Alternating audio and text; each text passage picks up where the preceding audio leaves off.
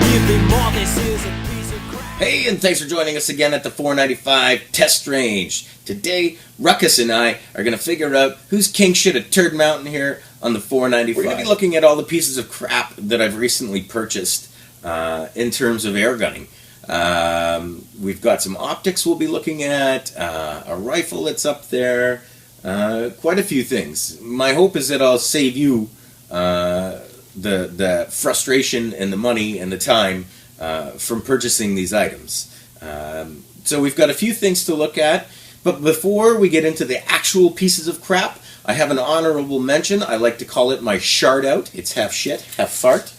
And it is the Benjamin Sheridan hand pump. Now, this pump here, it works, but as you can see, I've had to use a significant amount of the Handyman's secret weapon duct tape to attach a piece of wood so that I can use the pump. Because when Benjamin Sheridan sent it to me, they didn't give me the bolts I needed to attach the handle. So, Ruckus and I headed on down to the local hardware store, got some bolts that were the same diameter. However, the shaft on the bolt was too short.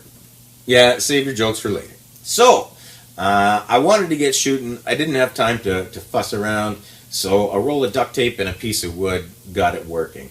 However, because Benjamin Sheridan did not send me the bolts so I could properly put this thing together and use it, it's definitely getting a shard out.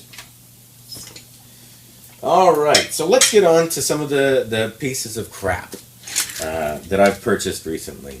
So right here, what I have for you, this is the one that was least annoying to me. I didn't expect too much out of this. It's allegedly made by Swiss Arms. Most of these items you'll see today were so cheap, I don't know if they were actually made by the brand that the online dealers said, or maybe they're a knockoff, which is what I'm assuming.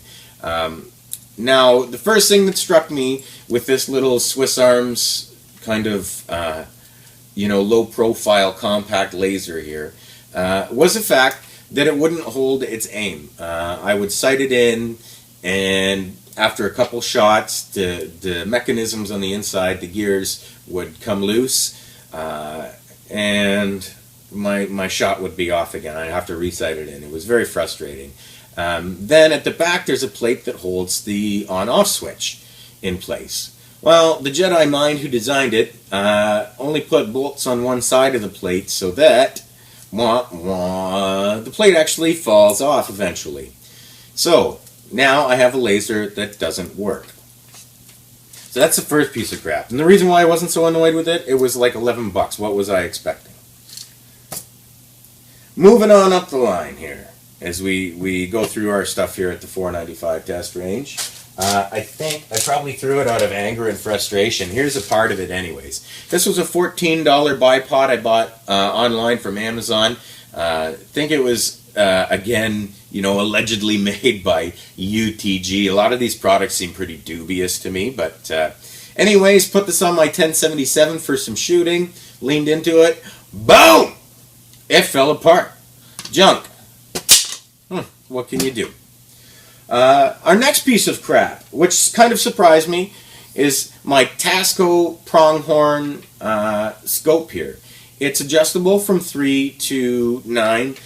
And for $40, I thought maybe it'll have some possibilities here. For air guns, you don't need top quality stuff, but clearly you need something that costs a little more than $40 when you're shopping from Tasco. But I wouldn't recommend this at all. I had similar problems with this that I did with that Swiss Army laser, where the sighting would come undone. I don't know if the tension on the screws here is off or what, but it's just junk. And then trying to sight in the scope, it took having a laser bore sight to figure out that instead of adjusting your X and Y axis, which this allows for, it actually adjusts your aim on angles. Yeah. Try to figure that one out. Okay, so this definitely ends up in the piece of crap pile. Thanks for staying with us on the 495 here, and I think it's time for the piece de resistance. King shit of Turd Mountain. Do you know what it is? I actually, it's a rifle, and I actually endorsed this rifle. However, after I got the rifle through the breaking in period, I realized what a piece of crap it is. So, without any further ado, as I said, here it is. King shit of Turd Mountain. Bum bum bum bum. Crossman's MTR 77.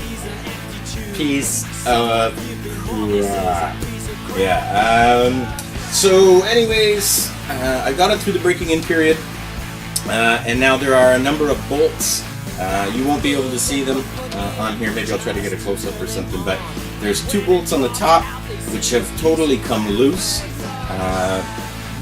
The front sight mount here has actually come loose as well. I've had to fix that.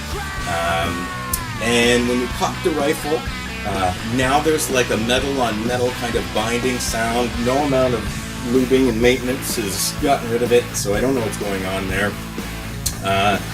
And now the other problem too with these bolts is that for whatever reason they've lost the ability to cinch up, so the threads may be stripped or something like that.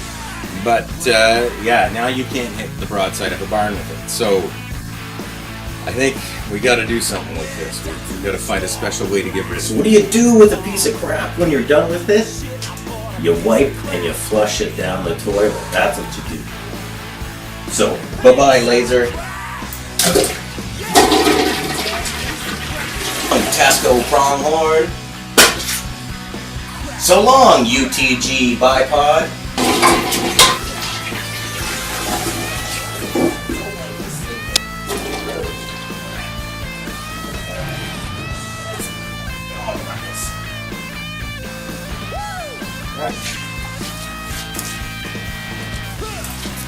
Well, this didn't flush so well down the toilet as I was hoping, but what I'm thinking about doing is, because it's such a piece of crap,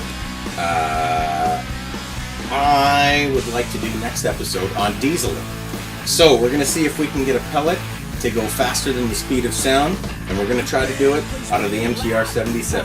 Why? Because I don't care what happens to this piece of crap. I can't believe I paid $230 for this. What a pile of junk. Don't waste your money. Hey, son!